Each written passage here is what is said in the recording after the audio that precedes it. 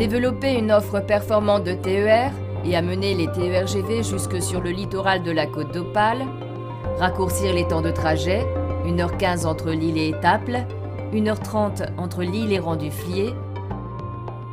C'est tout le sens du projet de modernisation de la ligne Boulogne-Rang-du-Fliers, grande ambition de la région Nord-Pas-de-Calais, de Réseau Ferré de France, de l'État et de l'Europe. Lancé en 2008, le chantier s'est terminé fin 2010. On va avoir à l'issue du projet de meilleurs services, une meilleure offre. Ça permet aux gens de préférer le train à la route. Je vous présentais le projet de modernisation de la section de ligne Rang-Boulogne. L'idée étant de faire arriver ces TER-GV plus loin que Cavet ou Boulogne, qui sont les terminus actuels.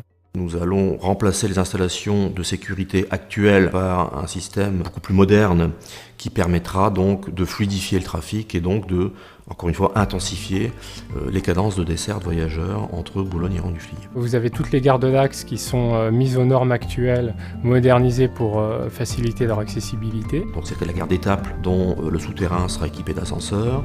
Nous aurons également la gare de Rang qui sera équipée d'une passerelle avec l'ascenseur. C'est à RFF qu'incombe la responsabilité de faire en sorte que le projet réussisse.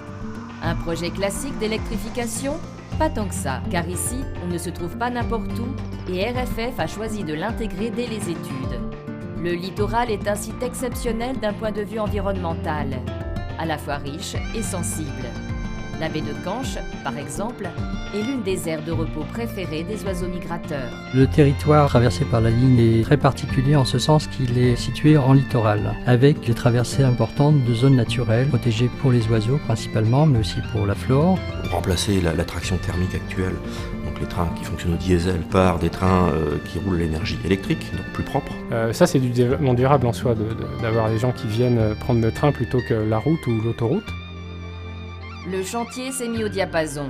Tout a été fait pour qu'il y ait le moins d'impact possible sur l'environnement. Le ferroviaire, c'est une infrastructure linéaire, donc on ne peut pas tout faire de front au même endroit, au même moment. Ce qu'on a imaginé, ce qu'on a conçu, ce qu'on a calculé, ce qu'on a organisé, il faut que ça aboutisse du premier coup. C'est à la fois beaucoup de techniques, énormément de relations locales, de l'urbanisme, de l'aménagement des territoires. Au départ, vraisemblablement, une volonté politique de réaliser ce projet d'aménagement du territoire. Alors, s'il n'y avait qu'une chose à retenir du projet, j'espère que ça sera le premier TER-GV qui va circuler en décembre. Puisque je pense pas qu'on imaginait encore il y a 10 ans qu'un TGV pouvait arriver en gare de Rang-du-Fliers.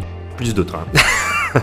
Ça, à titre personnel, c'est clair que c'était une expérience très prenante, pour pas le cacher. Fin 2010, tout est prêt. Pour se rendre de Lille à la Côte d'Opale, comme pour se déplacer le long du littoral, le train devient le mode de transport le plus facile et le plus accessible.